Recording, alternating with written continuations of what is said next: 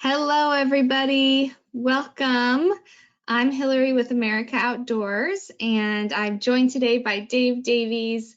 We're really excited to bring you this webinar all about reactivating your client list. Since 2020 was, such a different year, we figured this is a perfect opportunity to focus in on those who joined us for the first time last year, and also to address some of those who didn't take a trip that you normally would see. So Dave's going to get into that for us today. It's going to be a great session. We're looking at about a 45 session with questions.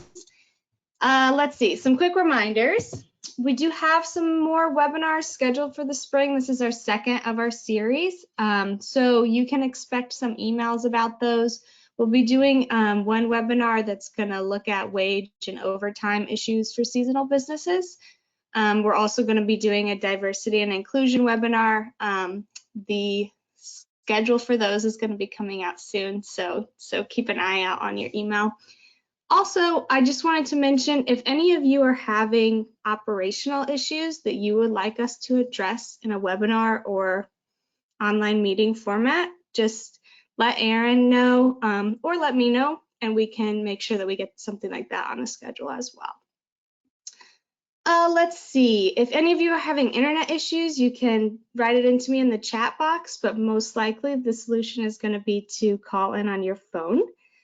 That information should have been sent to you in the email. And lastly, if you are seeing that the screen is a little bit small, you're having trouble reading the presentation, you can adjust that.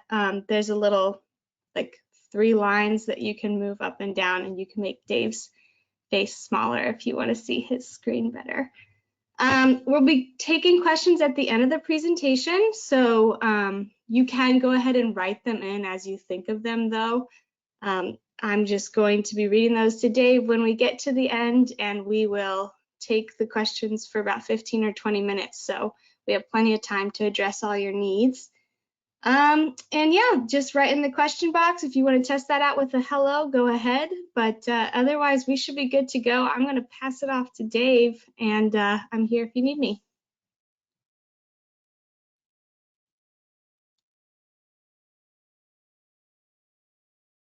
Well, hello, everybody. Okay, just making sure my screen is showing for everybody, and everybody should be seeing it okay. So thank you so much for that kind introduction, and let's buckle up and get going so that we have plenty of time for questions, and I hope there are many. What we're going to be chatting about is marketing tips to reactivate your client list in 2021. So basically what we mean by that is dealing with some of the core challenges, and there's sort of 2 core challenges that we have been sort of dealing with. We have the challenges of needing to rebuild. This is for companies that did not do tremendously well last year, that faced losses due to restrictions and just the disruption that was coming. We also need to take a look at the opportunities that some companies had through the growth that they experienced last year. So basically looking at how do we recover if we took losses, how do we build on the growth and not lose it when all of a sudden we're competing with the myriad of other distractions as those are all opening up through this year. So it brought highs and lows, as we note here. The pandemic brought highs and lows, but with this, most importantly, from where we're at today, with all of this came opportunities. So basically, we need to either rebuild faster and gain market share. So if we took losses, we need to rebuild faster than our competitors are, which will allow us to gain market share, or we build on our wins. But again, the goal is to gain the market share. How do we gain market share? Well, we do this by doing something that the person next to us isn't. We've got a group of attendees here. We've got a bunch of people that aren't listening. A bunch of your competitors well, hopefully aren't. I'm not sure how I should play that one, but for from the perspective, if you're attending right now, hopefully your competitors aren't attending right now, because this is some, not all. There's a myriad of different opportunities that a creative person can come up with, but we're going to be looking at a group of opportunities on how to do something that the person next to you probably isn't doing. We need to invest in market share, and you're going to hear me use the word market share a lot. To me, that is the end all be all of what we're trying to accomplish here. We need to invest in the market share in unique ways, using strategies our competitors aren't, and grab it while it's on sale. So what I mean by that is, right now, it's not as on sale as it was, say, last year at this time, and that's great, because all of us were sort of panicked last year at this time, but it is still cheaper than it would be at any other time, than it was in 2019, than it will be next year. Part of that is simply that Google, Bing, Facebook, they've all adapted a bunch of different opportunities, and most people don't know about most of them. So there are 3 strategies that our clients will be using this year, and hopefully you can grab them because and sort of use them yourself, because they're actually not that complex to deploy. Strategy 1 is remarketing to your client lists. You already have their emails, but that's not all. And this isn't I love email marketing, but we're not going to be talking about email marketing here. We're going to be talking about what you can do with those email addresses that goes beyond just their traditional, I'm going to remember to send them an email and go, please come back. So remarketing lists, before we dive into how, what are they useful for? You can target customers based on specific conversion types. What trip were they on? Those sorts of things. You can go, okay, I want to just group these people. And it'll become a little clearer in a moment how we go about doing that. We can target customers even if you didn't have traditional marketing pixels or remarketing pixels set up, or maybe you had them set up for Google and you're like, but I want to do this for Facebook. I'm going to be focused on Google here in the illustrations, but the same can be done on Bing. The same can be done on Facebook. And just as a side note, if you've ignored Bing because it is so small, the cost per acquisitions are great on Bing. I can't speak high enough about how cheap the clicks are over on Bing. So might be a good time to give that a try, but I'll be using Google for the illustrations because people are more familiar with those. And you can target customers, and this is the important part for us here, acquired during specific timeframes. So we're going to be looking at 2 different groupings, ways that we can use that. But that explains sort of the illustration here is re-getting somebody that we've already had. The biggest 2 benefits of remarketing lists, however, they're easy to use. And most importantly, they are cheap customer acquisition, cheap market share grab. So it all starts with a list. Simply log into your current management system, whichever one it will be. All of them have a capability to do that. I'm going to be using Arctic Preservation in my example here. Apply the desired customer filters. So you can do it by anything. Trips, dollar values, in the illustration that I'm using here, timeframes. I've gone March 2020 to September 2020. I want to know who were my customers from that time frame. Who did I grab last year? It doesn't need to be last year. It could be the year before that, but we'll get into that in just a minute. And then you simply export that to Excel, CSV, whichever one. Both of them will open up in Excel or Google Sheets. And then once you have that list downloaded, just go into Google Ads, go into Ads Manager. So it's just up the tool in the sort of top of the screen there, and then under the shared library, the Audience Manager. You click to add a new audience, and then just select your customer list, and then just give it whatever name is going to make sense for you. I would use something for lists like AOA Demo. And then download the template. They actually give you a template. It's right there. Or you can also download it at beanstalk.im/custlist, which I realize just like as I'm looking at it right now, you might think that's a different kind of list than the one it is. It's just the template for the customer list. It does just take you straight to Google. It's just easier to put that URL directly in there if you wanted to get that in advance and get it conditioned. So once you do, this is what the list will look like by default. You can leave those top 18 rows in. It doesn't matter. You can see they all have the number sign or hashtag in them. That just comments them out. You'll want to remove those 3 rows of sample data. But what you're then going to do is from your customer list, you'll have you'll have probably chosen the fields. You'll be able to download at the very least your email. But you can include name, first name, last name, zip code, all of that, whatever you feel like including. Only email is mandatory, but including as much information as possible can be helpful to help Google match it up with specific people. And once you've saved that spreadsheet, select it in Audience Manager. So you'll just choose your file. There's a button right there, and then click Create. After that, that's it. You can see it was a happy coincidence. I realized after doing it that the list happened to be an exact 10,000. It would have been totally perfect if I hadn't have missed, if 4 of them hadn't had a sort of little error in there. But that's it. You've now created an entire list of all of our customers from that year, from that time frame duration.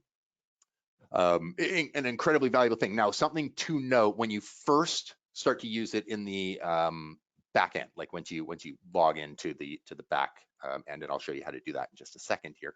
But once you're in there, what's going to happen is it's going to tell you it's too small. It takes Google 48 hours to actually connect. It needs to figure out what emails are now connected to their users that they know about and connecting those dots. So you won't have a complete list of all of those users. It won't be fully usable for probably a good 24 to 48 hours, but you can start to actually apply it to campaigns, and then just as it crosses those thresholds and Google's connected the dots as to who those users are, they'll just automatically be added. So what is it useful for? At that point, what you would do is just set up a display campaign. So just go into your campaign settings in Google Ads. You would set it up with the target audience. I'd created a list summer 2020 when I downloaded that one in there. So I would have my customer list, summer of 2020. And then with better graphics than I have done here, because I'm not a graphics designer, and that's why I have graphics designers, but I just stick to audiences and strategies, you create your ads. Now, that may sound difficult, and you might be thinking to yourself, I need to hire a graphics designer. I need, we need to have somebody create all these ads. Google has, and not everybody knows about it, something called responsive display ads. And basically what you need from that is a handful of assets. So you'll need a bunch of images. You'll need a copy of your logo. I think it's 15 images, if I remember off the top of my head. You'll need some headline ideas. You'll need some description ideas. And then you sort of put them all in there. You can even add a video if you want. You just put them all in, and then Google's systems will just mix and match them until it figures out which combinations work best to get you conversions or clicks or whatever you've decided your goal is. So it's not actually as difficult. This is not to say you don't need graphics designers. You can do some great stuff with graphics designers in ads, but that doesn't have to be a holdup. As long as you can look at your site and go, I have some great pictures on there, you can create some great ads. Why do we use them? Well, it's easy. They're already yours. These people have already given you their money. So if they gave you their money last year and they didn't the year before, you want to manage to hold on to them, and you have already had them. When you're getting in front of them again, you are reminding them who you are. You're reminding them they know you. You're reminding them they had a great time. It's a lot easier to keep a client than to get a new one. The traffic is higher. I've run a whole array of different types of campaigns with a whole bunch of different types of targeting, and the click-through rates on remarketing lists is about 6 times higher than other remarketing strategies. So this isn't even going to the broad brush strokes type audience targeting that you could have. And then as well, once you get into the sort of just targeting people who have an interest in sort of what you would be offering specifically, that are interested in rafting, which is other audience types, now you're getting into double-digit traffic improvements. And conversions are almost always cheaper. There are a couple little exceptions. I've never seen one in adventure travel, adventure tourism. I've never seen an exception, but I have seen them in other sectors. But generally speaking, they're about half as much as standard remarketing. You'll get about, basically, I'm not saying you'll get about half the conversions, I mean, you get them at about half the price. And they are many times higher in conversions than other audiences. Now, if you lost customers, as I was been focusing on 2020 and sort of how that might play out and how you can sort of keep them and use them as an audience list and sort of look and go, okay, how do I pull these people back? But what if you lost customers? Due to restrictions, you may not have been able to serve them. It might not be your restrictions, it might be their restrictions. You might be a hunting guide trainer who had people flying in to take their courses, and people just could not fly, could not deal with the couple weeks of quarantine after those sorts of things. So whether it's restrictions on you or restrictions on your customers, you may not have been able to do that. So what happens there? Just like you saw me creating a list or saw screenshots of me creating a list from 2020, you can also create lists from 2019, 2018, 2017. You can create lists all the way back. You can even exclude them from last year. So I can go, I want to know who all of my people were in previous years, but I don't want to include people from last year. That's not to say you might not want to in different campaigns, but you might not want to in the same campaign. So you can sort of market them like, I want you back again after, a horrible year, or you had a great time in this horrible year with us. We made this year better. Come on back and remember why you thought it was awesome, rather than just going and sitting in a movie theater. The one thing I don't recommend is to download a full customer list of everybody. So not just all customers, all times, and then just sort of dump them in. One of the big reasons for that is you can go into your campaigns, you can add if you downloaded them year by year, you could then create a unique list for all years. And then I've had to blur these out because it would have confidential client data in there, just in the audience names. But basically, you can create one for 2020, 2019, 2018, go all the way down. And you can see I've done a bid adjustment. So one of the options that we have in there, I guess I'll put this in the context of a likely scenario. If you had lists all the way back to 2000 or something like that, it's most likely that people from 2019 would be converting than it would be somebody from 2004. A bunch of people would have moved, that sort of stuff. Your lists are probably bigger more recently. It's not to say you don't want to market to people that you might have had as customers back in 2004. It just means they're not as valuable to you. So in this case, we can add bid adjustments.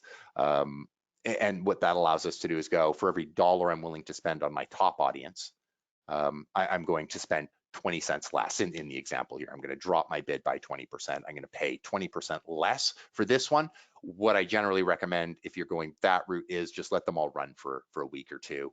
Just check in on them and see, what does the data tell you? Don't try and guess at what's going to happen. Just let the data guide you. And once you start seeing conversions come in, once you start figuring out what your cost per acquisitions are, then you can start paying more or less for individual clicks, depending on how profitable that specific audience might be. Building on that, and in some different ways, strategy 2 is using similar audiences. So not using our existing audiences, using people who are just like them. So why would we use similar audiences? Because if people buy from you, it's very likely that people like them will also buy from you. One of the perks to them is they can be used to adjust all campaigns. Your similar audiences can, I suppose, so can lists and remarketing, but we'll get into that in just a minute.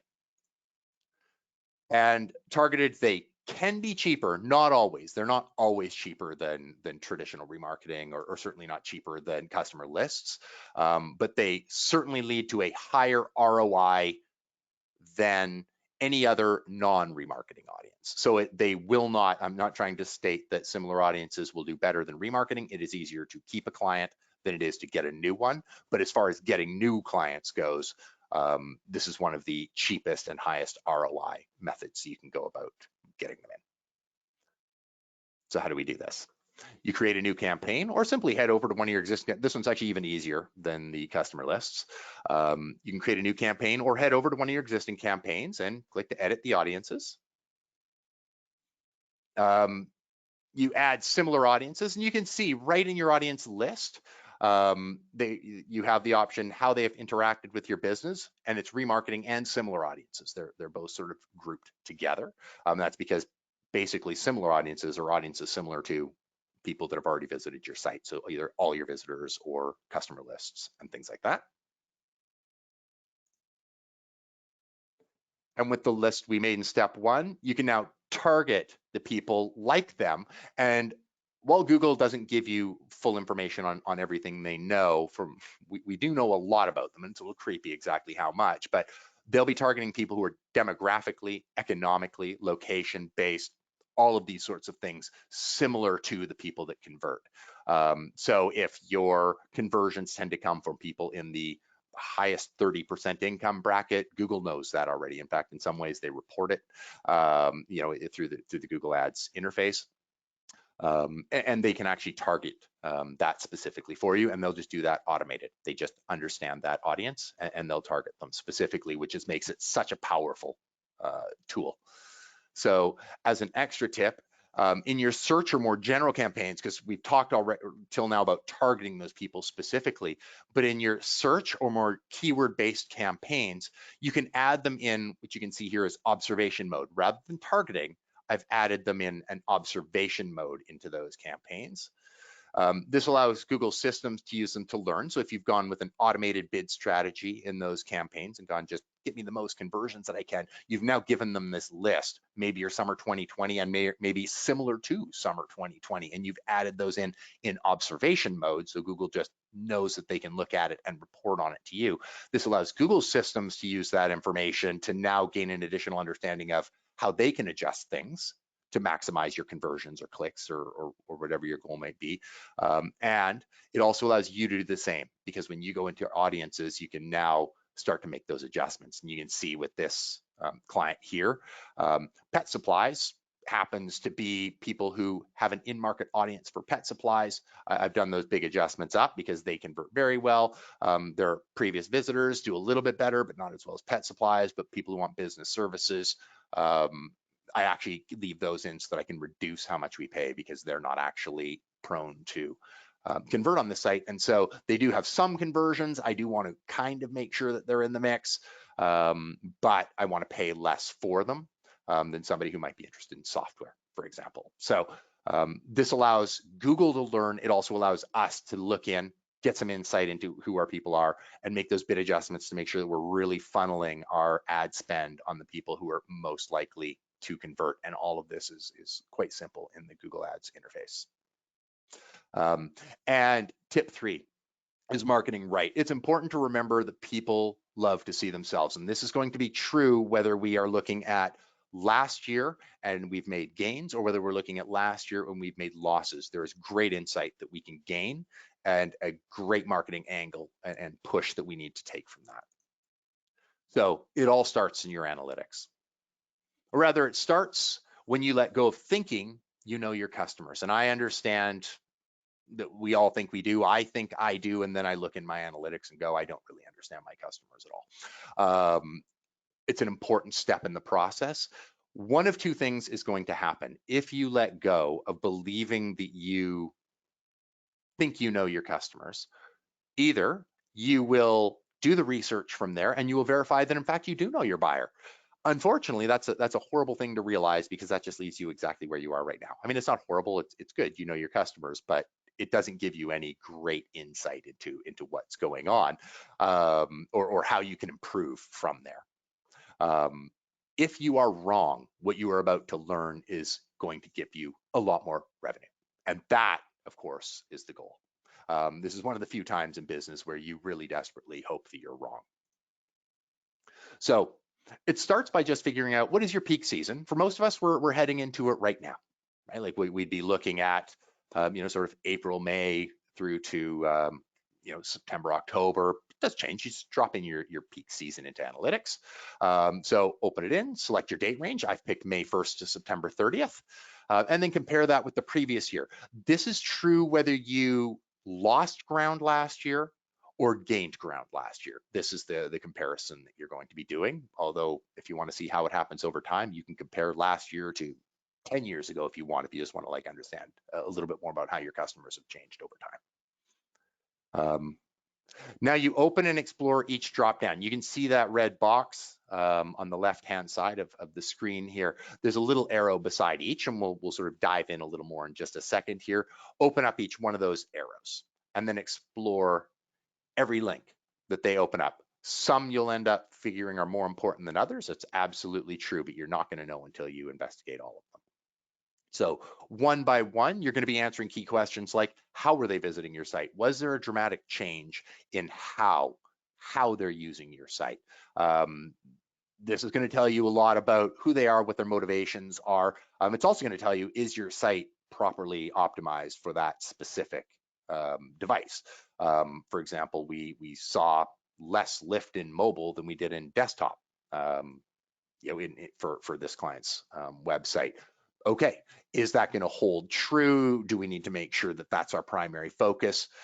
You'll need to think about those things from yourself, from your own aspect of things. But this is one of the important things. But that doesn't really tell us about who our clients are. That's just telling us what device they're on and can inspire what motivations they might be on. It would also tell us what changes we could make to our site. If they're on mobile, then the types of banners that we might want to put there to welcome them back, which we'll get to in just a minute. It would change what they would be rather than if they're sort of desktop prominent or something like that.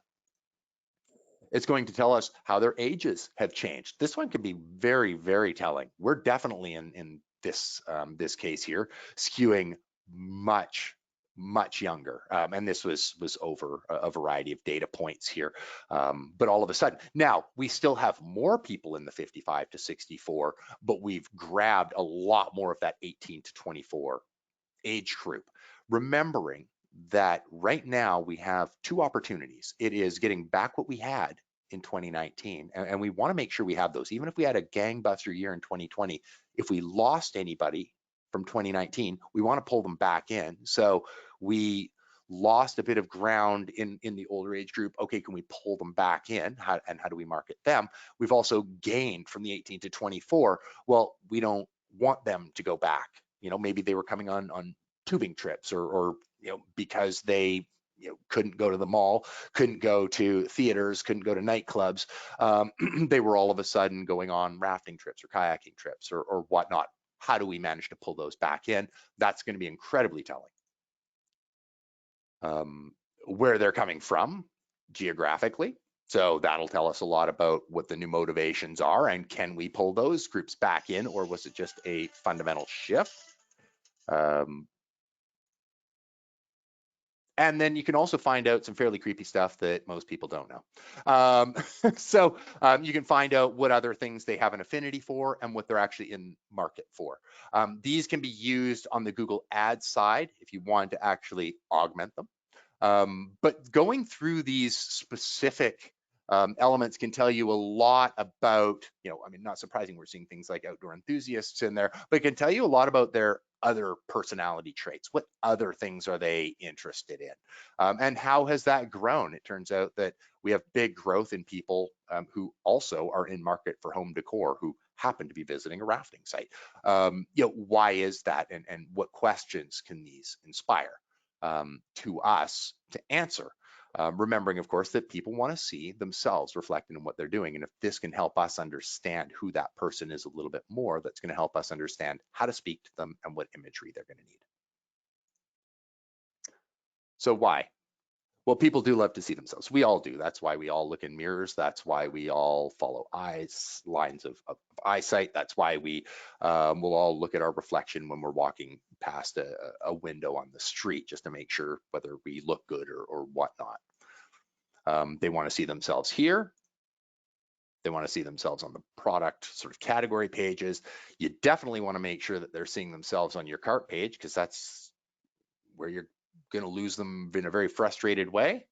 And don't forget that you want them to see themselves on social. And this is one of the areas that I see a lot of people missing, showing people themselves. They focus on like, and these are our friends, or this is us, and this is our team, and that's great. Show yourself, show your friends, show all of that sort of stuff.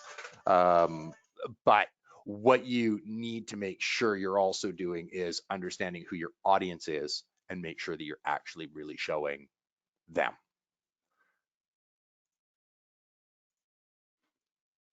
Knowing your audience will help you connect with them on your site. That's the key. Focus your ad dollars efficiently on the Google Ads side, Facebook side, help you sort of tighten up your audience targeting. That's probably one of the bigger wins without getting just one little piece that we're going to do at the end here. But focusing your ad dollars efficiently is where one of the big gains can be. Understanding where else they are, so what other opportunities are there for you. And I found lots of other great sites just looking through what other affinities and in-market audiences they might have to target where I might not think, oh, okay, home decor, but you can run little ads on or test ads on home decor sites in specific regions and see, and sometimes they resonate, sometimes they don't, but it's definitely worth trying if you have the budget and time for that. And most importantly, it will make you more money. So an extra tip, install Google Optimize. It's part of the analytics suite. And what you basically can be doing it's going to sound complicated. It takes a little bit of tech because you're just going to need to install a pixel, but they have some great tutorial videos. I don't have time in this session to get into Optimize here. But what I can say is, it allows you to customize pages for specific audiences. So you can go in and you can take your landing page, for example, your home page, for example, and you can, through some simple customizations in the back on Optimize, I want to target people from this specific ad group, like this specific campaign that I am running, specifically targeting people from my customer list from last year. You can very, very easily through their interface switch the imagery or add some text to add an offer deal, welcome them back, rather, which you might not want to appear just for a standard visitor on that page, but you want to show it just to those users. You might want to offer them a specific deal, something like that. I'm just going to note, because most people are familiar with WordPress or a system like it, it is easier to use than WordPress. It has some very advanced stuff, but out of the gate for anything that we've talked about here, just changing an image so that it's more reflective of, you wanted to change a banner to welcome people back, but you only wanted to show to people who you're welcoming back from last year, something like that. It is easier to use than WordPress.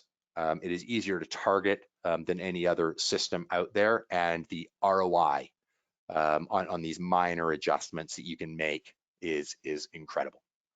It's very with some very simple changes. We've tripled conversion rates, which basically drops by half or a third the cost per acquisition on some of these campaigns. And these are in the travel sector, and it would take you probably an hour, maybe an hour and a half if you wanted to do it yourself, to set up some fairly simple personalization tests. And you can learn more at beanstalk.im/optimize. Again, this is just going to take you to their site. They have resources coming out the wazoo that will do far better than sort of I would do at explaining it. They say start for free. For small businesses, it just is free. It's only when you're getting into like large scale testing that it starts. They start to have to charge for their services, but they allow for a lot of different personalization. I think it's 20 right now. It'll go back down after sort of the pandemic recovery is over, but even then it'll go down to 5 is free. It'll give you plenty of room to play around in there and get some personalization tests or just straight personalization offers set forward for people that you're targeting in different ways. And just as parting words, if you survived last year, that is awesome, whether you won or lost from it. All that got you was the battle. Market share. When I look forward, and I think we all need to here with the opportunities that are presenting themselves, we need to look not at this year and not at getting through this year. Yes, we all want to profit this year, and that's what these tips are for. But what the big gain is if we can gain market share into 2022, 2023, and onwards, that's where the war is won. And market share is on sale right now. We can grab it cheaper than we will at any other time. So this is where the war is won, and not just the battle. So thank you very much. Thanks, Dave. That was great. So everyone, now is the question portion. So go ahead and start writing in your questions. We've got a couple already that we'll start to go through. And as always, you will get this recording. I know that some of this was about, implementation steps, so you may want to take that recording and actually try it on your own. But just keep in mind that now's the opportunity to get questions answered about what we discussed. So we've got a question here from Scott, and he wants to clarify that you were talking about uploading your customer list into Google rather than using like website visitors for that remarketing. Exactly. And that's a great question. And using your existing remarketing is fine. I often use them both in the same campaigns. But what we are talking about here is actually downloading your customer list, because you can really tighten who that is, exactly who that is, and uploading it straight to Google, and that's through their templates, and they just let you upload your customer lists there. And that's where I found the significantly higher click-through rate on our lists versus the traditional remarketing that you would be doing through Google Ads. Great. And when we're thinking about these lists, is there a minimum number of emails that Google requires in order to be able to create a campaign? I'm wondering, with like people who may be thinking how granular they might want to get with some of last year's visitors. That is a great point, and I'm actually embarrassed that I didn't think to cover that one in there. You don't want anything less than 1,000, so don't get too granular. We have to remember that Google's trying to map in the background as well and go, if I upload 100, Google might only be able to match 20% of those. Right, in the background, that person might not have a Google account with all the emails that they're using for you. I know I use my Hotmail account for signing up for a lot of things, right? Like, not everybody's using their primary or one that's linked to Google. So Google's going to do the best that they can and match things up. That's where similar audiences come in. But yeah, anything less than 1,000, and you're probably getting too granular for what you want to do. So in that case, if you had rafting, you have tubing, you have kayak, you have maybe just sort of group them together and go, okay, like these are our sort of add-on ones, let's group those all together. These are like all the ones that are on the water, or these are all the ones that, rafting and zip lining might have more in common than kayaking because they're adrenaline based. So let's group those together rather than something that's more relaxing. You can also go in through your analytics and look at who visited your rafting page, right? And look at those same audience insights that we were looking at earlier and go, what is their demographic profile of people who went to our rafting page? Okay, now let's compare that with our kayaking, and then understand what our audience lists are going to look like for us and what our similar audiences are going to look like for us in doing those mechanisms and target appropriately. Thanks, Dave. So Peter asked a question, and this came in when you were talking about making sure that they see themselves in this imagery. And so he's just wondering if you have any information on getting consent for images that they're taking of their customers.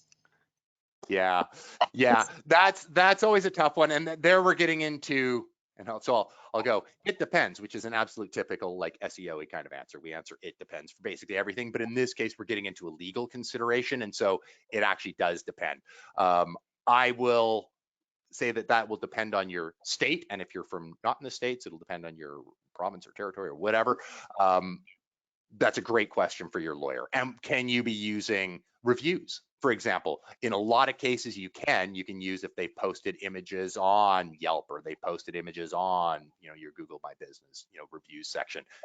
Usually you can, but I would definitely touch base with your lawyer before and see, is there something that you just need to add into your disclaimers before they take that trip and go, this is just part, and maybe it's another checkbox and you just have to remember who they are, right? And just put all the people who check that box on the same raft, right? Or whatever. I'm listing rafting for that one, but go, okay, we're gonna have rafts where we know everybody is okay, and assign this disclaimer and maybe offer them a free buff if they do or whatever. Like, I don't know, like get them some sort of incentive for doing it if they want to. Yeah, and Rick wrote in that they include that consent in their waiver. So, there are just some creative ways that you can go about that. If anyone else wants to share the way that they ask for consent, feel free to write that in. Let's see here. Oh, we got some thank yous that came in. Nice. I have a question. The outdoor industry Association just put out a report today with a bunch of information that they gathered on new users in the outdoors. And so, all sorts of data on who they are, how far they're traveling, things like that. When you're thinking about how you're going to message to these new to you users, how do you think about something like that, like this general report versus the information that they find in their own analytics?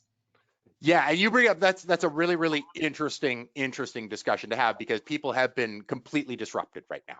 And you need to be looking, I guess I sort of talked about it a bunch, but I like to work on data, but now we're getting into more like and it'll require some testing, and it'll require I could do a session on it next year on this, because we'll have done the testing, but then it'll be too late because it'll be done and the opportunity will be gone. But if you have the time, budget, or inclination to do some testing, this is what we're going to be doing, is taking information like that, but creating brand new campaigns using things like radius targeting, or targeting specific zip codes and states, depending on specifically, how far people are willing to travel based on these sort of industry standards, and go, does that relate to us? If I'm in this city, is it the same as Vegas, right? People into Vegas are going to be traveling a lot further, than people in Harper's Ferry, right? Like, these are just very, very different sort of scenarios and different radiuses. But in Google Ads, one of the things, just if you want to take advantage of things like that, is add all these different demographics in as observation, which we sort of talked about, and then add in location targeting, which you can also do not just by state, which I recommend. Don't just go, it's in this zone, but you can also do it in radiuses. But a lot of people just have one radius. They're like, within a 2-hour drive, so within, whatever, 150 miles or 120 miles, that's going to be my radius. I suggest adding in 20, 40, 60, 80, all the way up to your maximum radius, because you can then do those bid adjustments and go, the tighter people are to my radius, I'll pay more. I still want to show up for people that are like 2 hours away, but these people are willing to pay more. But what will be very telling over time is when you go into those demographic, or go into those distance targeting, it'll actually tell you where the conversions are coming from. So you'll see, do you comply with the industry standard? Like, the reports come out, but they're meant to be global. So does your site actually apply to that? Because it'll actually show you, okay, this many people converted in this large radius versus this many in these tighter radiuses. And Google tends to use whatever's the most exact of them. And if you really want to hedge your bets, just start it with like a 5% plus bid adjustment, 4, 3, like just bid a little bit more on the tighter ones, and Google will just naturally try and take more of your money, even if it's like a fraction of a penny. Great. All right. Well, unless we have any other questions roll in, I think that we're going to wrap it up, which is 45 minutes, exactly what we said we would. So well done, Dave, on keeping that short and quick. How you've got your information on there, Dave, at beanstalkim.com. That's how people can reach you. I'm also going to drop that into the follow-up email that will automatically be sent from GoToWebinar. So if you do have follow-up questions, Dave's your guy. Dave, anything else you want them to know before we sign off for the day? All I could say is think of everything that I haven't talked about. And I don't just mean in these areas. Just think of everything that is available to you. You'll notice, just a slight aside, just thinking creatively, you'll notice I've linked out, or I put URLs to a bunch of sites that weren't mine. AOA does this in their newsletters, linking to governmental regulation, things like that. We all do. We all link out to great videos on YouTube. And you'll notice for web, I've got beanstalk.im. The reason for that is that actually will drop people, and all those links will actually drop people. I use TinyCC, and it drops people at a page that drops my remarketing tags before it sends me where you're going. So everybody who's paying attention here and who follows those links will probably be remarketed to over the next couple of weeks. And it's just collect whatever data you can. It's not a threat. You can feel free to ignore them, because it's only going to show up on, like, I'm not going to be follow up on email. These are going to show up in weird spots on pages you're at instead of another ad. But it's use whatever you can that other people aren't. Just always think of what is the person next to you not doing, and try and do that, but make sure that you've got a measurable and you understand what the desired outcome will be to figure out if it's actually worth trying again. Perfect.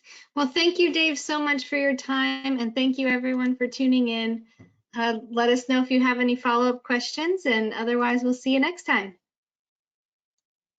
Bye, everyone.